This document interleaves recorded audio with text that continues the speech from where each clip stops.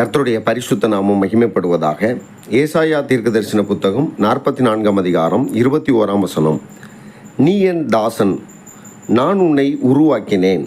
நீ என் தாசன் இஸ்ரவேலே, நீ என்னால் மறக்கப்படுவதில்லை.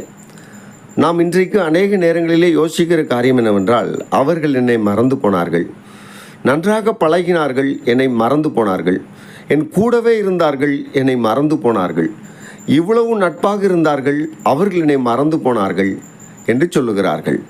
பல பேர் பல சூழ்நிலைகளில் பல நேரங்களில் மறந்து போய் விடுகிறார்கள். ஆனால் நம்மை உண்டாக்கின ஆண்டவர் நம்மை ஒருபோதும் மறக்கவில்லை. அவர் தம்முடைய உள்ளங்கைகளில் வரைந்து நம்மை பார்த்து கொண்டிருக்கிறார். அவர் நம்மேல் கண்ணோக்கமாக இருக்கிறார். அவர் நம்மை ஆசீர்வதிக்கும்படி நம்மை பார்த்து கொண்டே இருக்கிறார். அன்பான தேவஜனமே, ஆண்டவராகிய கர்த்தர் என்னையும் உங்களையும் பார்த்து சொல்லுகிற வார்த்தை என்னவென்றால், நீ என் தாசன், நான் உன்னை உருவாக்கினேன். ஆண்டவர் சொல்லுகிறார், நான் தான் உன்னை உருவாக்கினேன், நீ என்னால் மறக்கப்படுவதில்லை.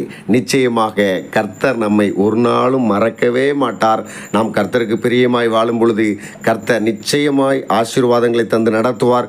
கர்த்தர் என்னை மறந்து விட்டாரோ, ஒரு சில அற்புதங்கள் நடக்கவில்லையே, நான் எதிர்பார்த்த காரியங்கள் நடக்கவில்லையே என்று சோர்ந்து போக வேண்டாம். நிச்சயமாய் 100க்கு 100 கர்த்தர் செய்வார். கர்த்தர் தாமே உங்களை ஆசீர்வதிப்பாராக. ஆமேன்.